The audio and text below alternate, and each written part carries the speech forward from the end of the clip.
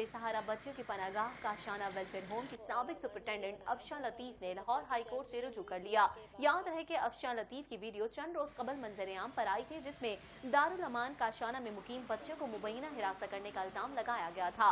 अफशा लतीफ ने high court में अपनी दरख्वास्त में मामले की तहकीकात के लिए जुडिशल कमीशन बनाने की इस्तदा की। अदालत ने DCO डायरेक्टर बैतुल माल को 12 दिसंबर को तलब कर लिया। अफशा लतीफ का कहना है कि इंसाफ के लिए उन्होंने हर दरवाजा खटखटाया, लेकिन जब कोई सुनवाई न हुई तो सोशल मीडिया का रुख किया। उन्होंने कहा कि ये उनका नहीं, दारुल अमान की बच्चियों के मुस्तकबिल का सवाल है। उन्होंने सारा मामला सामने रख दिया है। उम्मीद है अदालत से इंसाफ मिलेगा। इस मामले पर साबिक सूबाई वजीर समाजी बहबूद अजमल चीमा ने अफशा लतीफ के इल्जामात को बेबुनियाद करार दे दिया।